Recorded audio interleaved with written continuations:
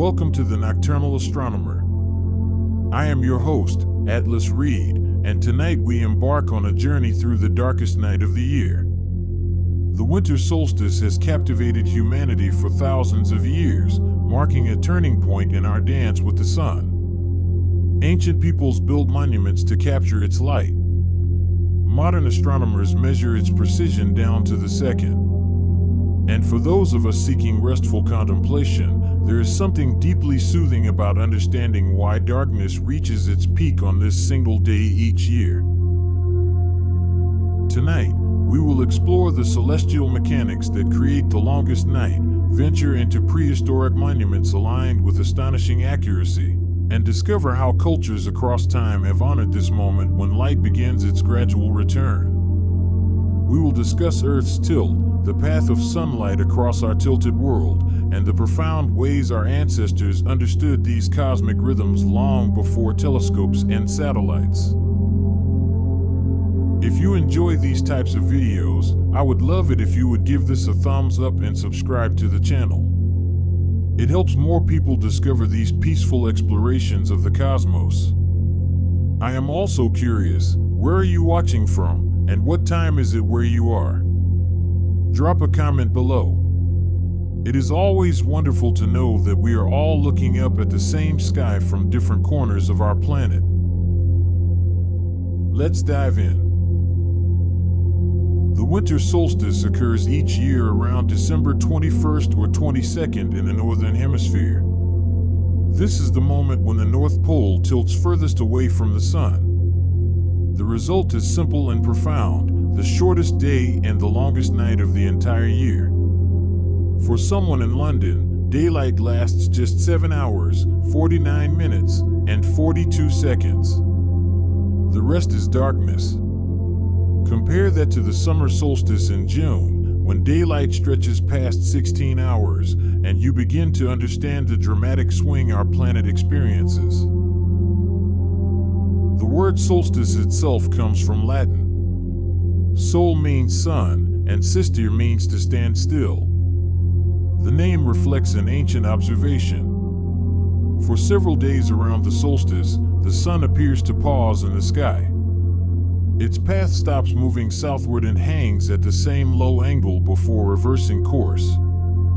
To observers without modern instruments, it truly seemed as if the sun had stopped, suspended in the heavens, before beginning its journey north again. But of course, the sun does not stop. It is Earth that creates this illusion through its own motion. Our planet orbits the sun once every 365 days, following an elliptical path through space. But here is the crucial detail: Earth does not orbit upright. Our planet is tilted on its axis by about 23.5 degrees. Imagine a spinning top that leans to one side as it spins. That is Earth. This tilt remains constant throughout the year, always pointing in the same direction relative to the stars. As Earth travels around the sun, different hemispheres receive different amounts of sunlight. In June, the Northern Hemisphere tilts toward the sun, bathing it in direct light and creating summer. 6 months later, in December, that same hemisphere tilts away. Sunlight arrives at a shallow angle, spreading thin across the land. Days grow short. Shadows stretch long across the ground. And on the solstice, this tilt reaches its maximum. The Northern Hemisphere leans as far from the sun as it possibly can. For that one day, darkness holds dominion over light. Then, slowly, imperceptibly, the balance begins to shift again. Understanding why the winter solstice happens requires us to look at Earth not as a static globe, but as a spinning, tilting traveler through space. Picture our planet as a top spinning on a table.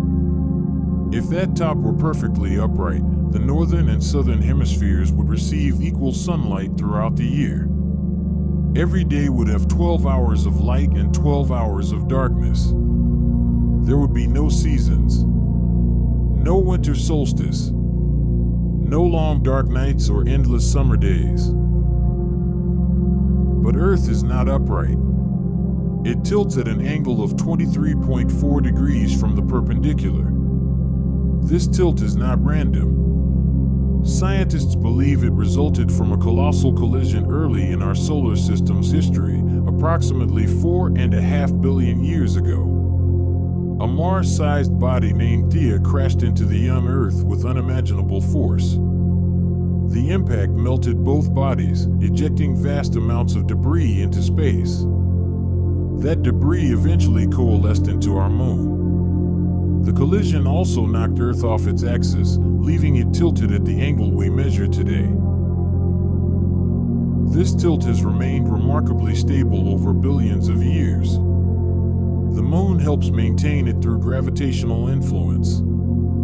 Without our moon's steadying presence, Earth's tilt might vary wildly, causing chaotic climate swings that could make life far more difficult.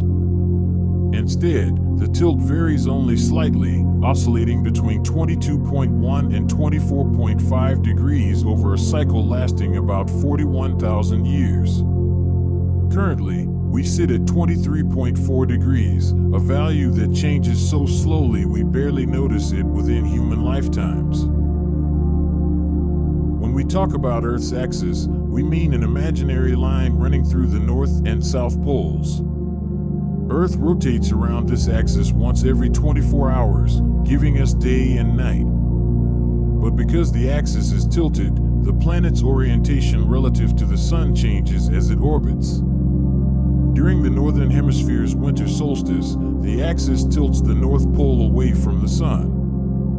The Arctic Circle experiences 24 hours of darkness. Meanwhile, the Antarctic Circle basks in midnight sun. The Sun's position in the sky reflects this tilt. On the winter solstice, the Sun reaches its southernmost point. At noon, observers on the Tropic of Capricorn, located at 23.4 degrees south latitude, see the Sun directly overhead.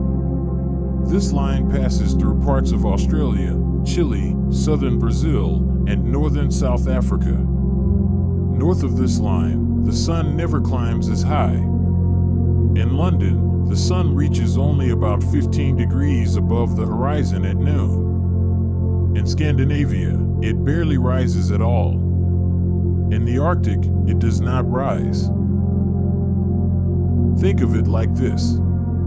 Imagine holding a flashlight and shining it on a globe. If you point the light directly at the equator, both hemispheres receive equal illumination. Now tilt the globe so the North Pole leans away from the light. The Northern Hemisphere receives less direct illumination. The light spreads over a larger area, weakening its intensity. This is exactly what happens on the winter solstice. Sunlight striking the Northern Hemisphere arrives at a shallow angle, dispersing over more ground. Less energy per square meter means colder temperatures and shorter days. The winter solstice represents the extreme of this tilt. After December 21st, the North Pole begins tilting back toward the Sun. Days gradually lengthen. By the spring equinox in March, day and night reach equal length. By the summer solstice in June, the tilt reverses entirely. The Northern Hemisphere leans toward the Sun, receiving maximum sunlight. Then the cycle continues, bringing us back to winter's embrace. Long before astronomers calculated orbital mechanics, ancient peoples recognized the solstice. They watched the Sun's path change throughout the year, noting where it rose and set against distant mountains or prominent trees. They tracked the length of shadows at noon. And they understood that on one particular day, the Sun reached its lowest point before reversing course. This knowledge was not mere curiosity. It was survival. For agricultural societies, tracking seasons meant the difference between feast and famine. Knowing when to plant, when to harvest, when to slaughter livestock for winter, all depended on understanding the Sun's annual cycle. The winter solstice served as a crucial marker. It signaled that the darkest days had arrived, but also that light would soon return. Spring, with its promise of warmth and growth, was coming. Many ancient cultures celebrated the solstice with festivals and ceremonies. In Iran, people observe Yalda night, the longest and darkest night of the year. Families gather to eat pomegranates and watermelons, read poetry, and stay awake until dawn, celebrating the sun's rebirth. This tradition dates back thousands of years to ancient Persia. In Scandinavia, the Norse celebrated Yule, a festival marking the solstice with feasts, fires, and rituals to honor the returning light. Many Christmas traditions, including the Yule log and evergreen decorations, descend from these older solstice celebrations. Ancient Europeans also built monuments aligned with astonishing precision to the solstice. These structures required immense labor and sophisticated astronomical knowledge. Workers transported massive stones over great distances, raised them upright, and positioned them to capture specific moments of sunlight on specific days. The effort speaks to how deeply the solstice mattered to these societies. In ancient Rome, the festival of Saturnalia fell close to the winter solstice. Romans feasted, exchanged gifts, and temporarily reversed social roles. Enslaved people dined with their masters. The usual order dissolved in celebration. The festival honored Saturn, god of agriculture, and marked the end of the autumn planting season. It was a time to rest, celebrate the harvest, and await the sun's return. Even older cultures left evidence of solstice observance.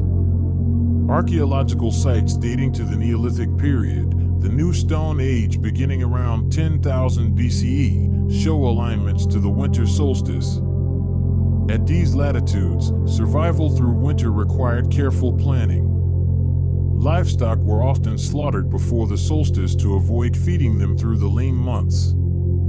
This provided a rare abundance of fresh meat. The solstice became a natural time for communal feasting and ritual.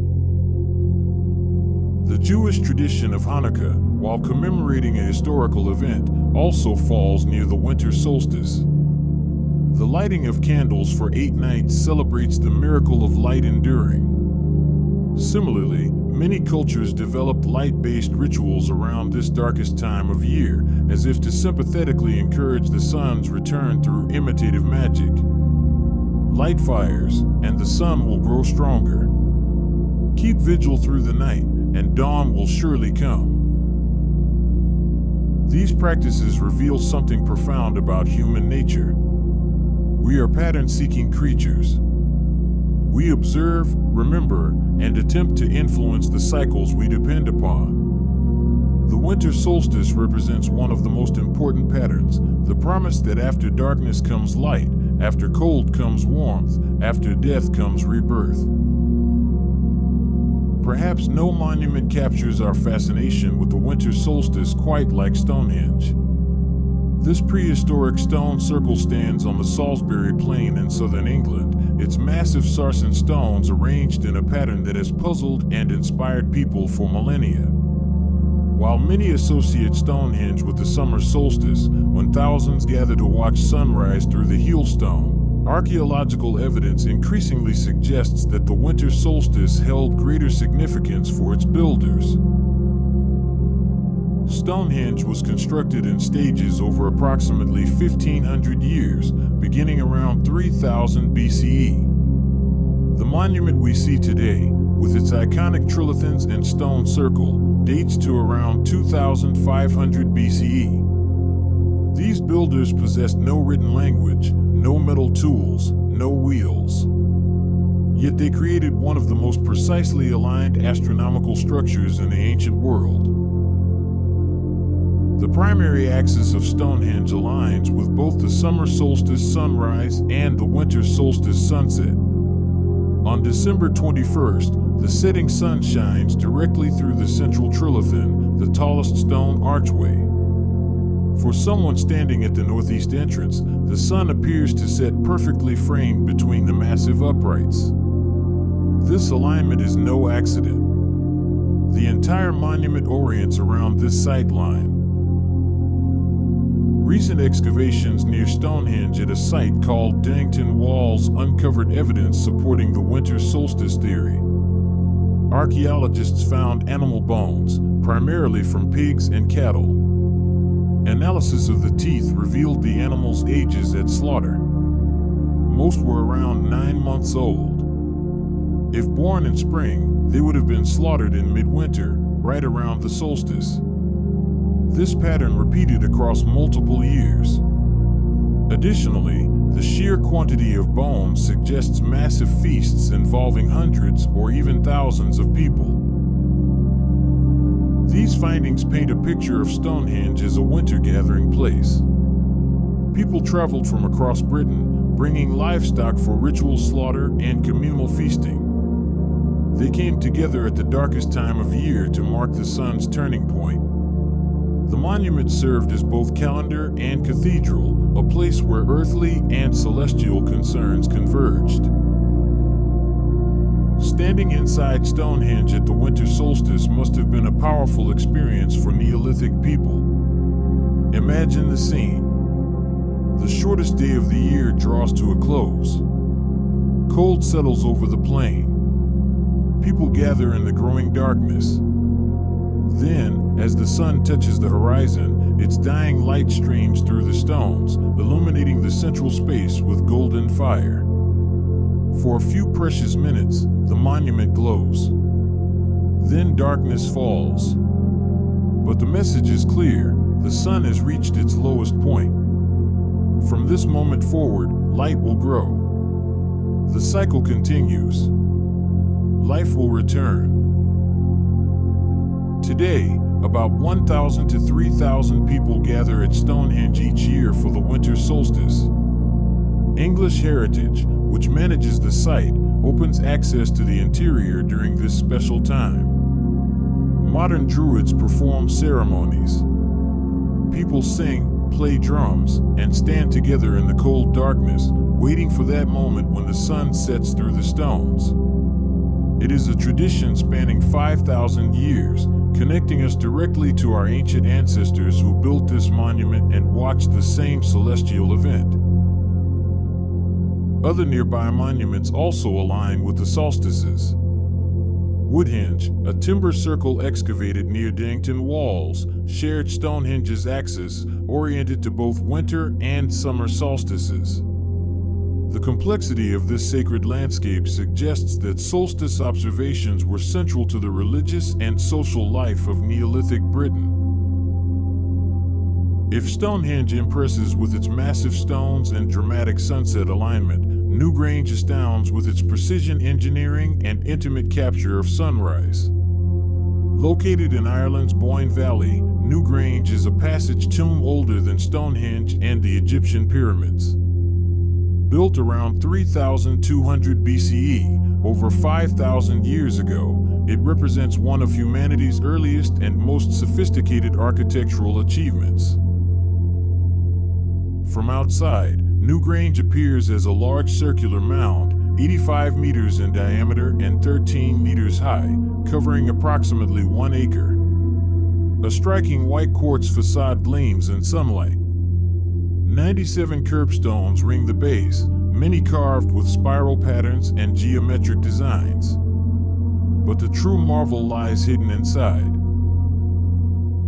A 19-meter passage leads from the entrance into a cruciform chamber at the heart of the mound.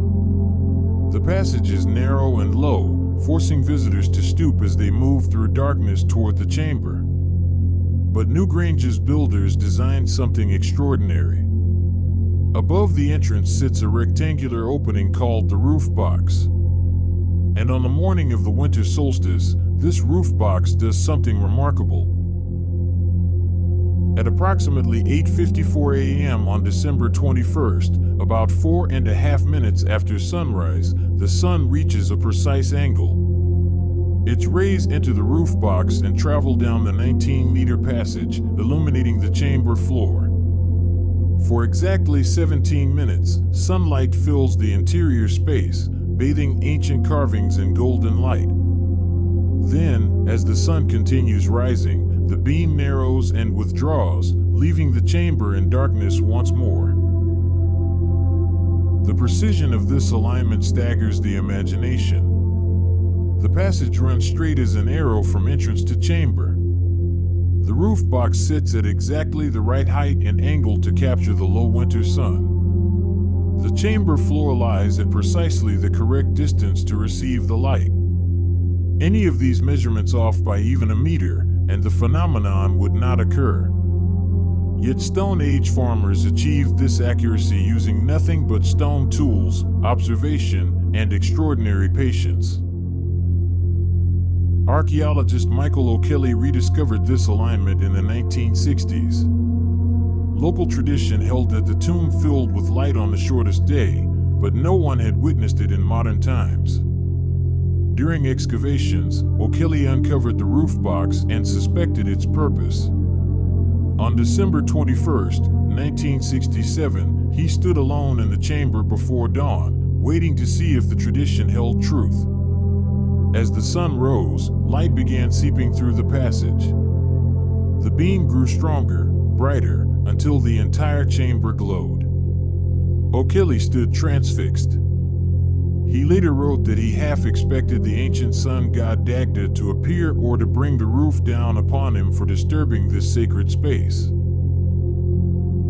Today, witnessing the winter solstice at Newgrange is a coveted experience. Each year, the Office of Public Works holds a lottery. Approximately 30,000 people enter for just 38 spots, spread across the 5 mornings when the alignment occurs, December 19th through 23rd. Winners may bring one guest. They arrive before dawn, enter the dark chamber, and wait. If weather permits and clouds do not obscure the sunrise, they experience what Neolithic people experienced 5 millennia ago, the triumph of light over darkness, the promise of return, the assurance that winter will end. What did this mean to the people who built Newgrange? We can only speculate. Perhaps they believed the sunlight rejuvenated the dead interred within. Perhaps it symbolized the journey to an afterlife, the soul traveling toward light. Perhaps it simply marked the turning of the year. Whatever its purpose, the effort required to construct Newgrange speaks to its immense importance. The winter solstice creates observable effects beyond just shorter days. Shadows behave differently. The sun's path across the sky changes dramatically. Understanding these phenomena helps us appreciate what ancient observers noticed and why the solstice mattered so much to them. On the winter solstice, noontime shadows reach their longest extent of the entire year. This happens because the sun climbs to its lowest point in the sky. Light arrives at a more oblique angle, creating elongated shadows. You can test this yourself. Find a tall straight object, a fence post, a flagpole, or even a stick planted firmly in the ground. Measure its shadow at noon on several dates throughout winter. The shadow will be longest on the solstice. Ancient peoples used this principle to track time. A gnomon, simply a vertical rod or stone, casts a shadow that moves predictably throughout the day as the sun crosses the sky. By marking shadow positions, one creates a sundial. But shadow length also changes throughout the year. The shortest noon shadow occurs at the summer solstice. The longest occurs at winter. By tracking these extremes, observers could mark the passage of seasons without any sophisticated instruments. The sun's rising and setting positions also shift throughout the year. Most people know that the sun rises in the east and sets in the west, but this is only approximately true and varies significantly with the seasons. On the equinoxes in March and September, the sun rises due east and sets due west. But on the winter solstice, it rises far to the southeast and sets far to the southwest. The exact positions depend on latitude. In London, for instance, the sun rises about 40 degrees south of east on the winter solstice. By the summer solstice, it rises 40 degrees north of east. That is an 80-degree shift in rising position over 6 months. For observers who regularly watch sunrise from the same location, this change is dramatic and impossible to miss. These shifting sunrise and sunset positions explain why monuments like Stonehenge use horizon alignments. The builders identified prominent landscape features, hills, notches between ridges, distinctive trees that marked the solstice sunrise or sunset positions. They then arranged stones to frame these sightlines. The monument became a permanent calendar, marking important astronomical events through its relationship to the surrounding landscape. The Tropic of Capricorn, located at 23.4 degrees south latitude, marks the southernmost point where the sun can appear directly overhead. On the winter solstice, the sun reaches its zenith, its highest point, exactly at noon for observers on this line. The Tropic of Capricorn runs through Australia, Southern Africa, South America, passing through regions that experience their summer solstice on this date, their longest day of the year. Meanwhile, the Arctic Circle at 66.6 degrees north latitude marks the southernmost point where the sun does not rise at all on the winter solstice. Everything north of this line experiences at least one full day of darkness. At the North Pole itself, the sun remains below the horizon for 6 months, from September to March. The winter solstice occurs halfway through this polar night, the deepest point of darkness before the sun begins its slow return. These geographic markers, the tropics and polar circles, exist because of Earth's tilt. If Earth were upright with no tilt, there would be no tropics, no polar circles, no solstices. The sun would always rise due east and set due west. Every place on Earth would have 12-hour days year-round. It is the tilt that creates all the variation we experience. The winter solstice has influenced human culture in ways both obvious and subtle. Many of our modern winter holidays draw from ancient solstice traditions, their origins sometimes obscured by centuries of evolution but still detectable beneath the surface. Christmas, celebrated on December 25th, falls just 4 days after the winter solstice. This timing is not coincidental. Early Christian leaders deliberately chose this date to coincide with existing pagan festivals celebrating the solstice and the rebirth of the sun. By aligning Christmas with these established celebrations, the church could more easily convert populations who already gathered and feasted at this time of year.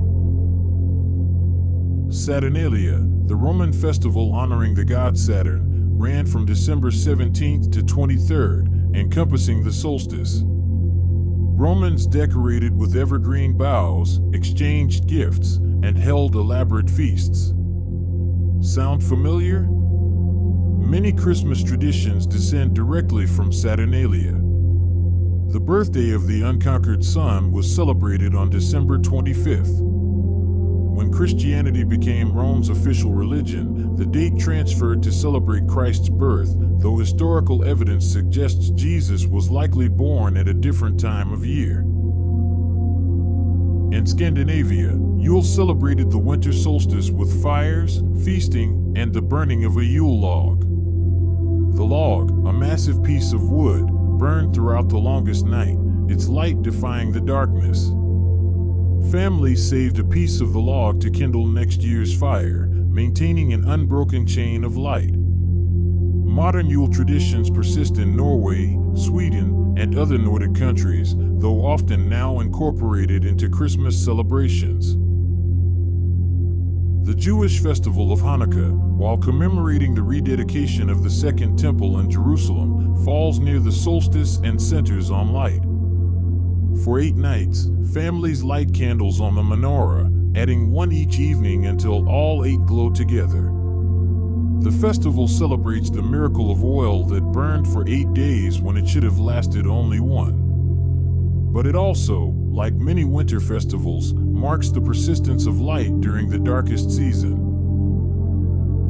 Kwanzaa, a more recent celebration created in 1966, also involves lighting candles during the last week of December.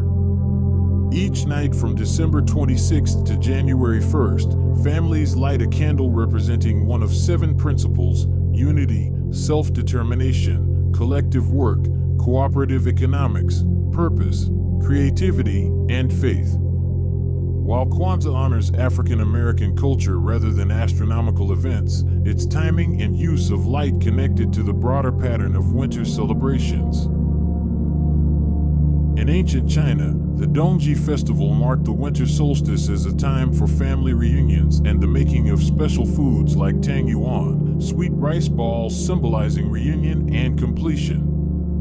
The festival celebrated the return of longer days and the positive force of yang beginning to strengthen. Similar celebrations occurred in Korea as Dongji and in Japan as Toji, all marking this important astronomical turning point. Iran's Shab-e Yalda, the longest night, brings families together to eat, tell stories, and read poetry, especially the works of Hafiz. They serve pomegranates and watermelons, fruits whose red color symbolizes the glow of dawn and the warmth of life. Staying awake through the longest night ensures the sun's return and protects against evil spirits. These diverse traditions share common themes. Light conquers darkness. Community bonds strengthen during hardship. The promise of return, of warmth, of spring, sustains us through winter's depths. The winter solstice represents a universal human experience. We all live on the same tilted planet. We all watch the same sun climb lower in the sky as winter approaches. And we all, across cultures and throughout history, have created meaning around this moment when darkness peaks and begins its retreat. And on that note, we reach the end of our journey through the longest night. We have explored the mechanics of Earth's tilt, the precision of ancient monuments, and the cultural tapestry woven around this single astronomical event. But perhaps most importantly, we have touched on something deeper: the human need to mark time, to find meaning in celestial cycles, and to trust in the promise of return.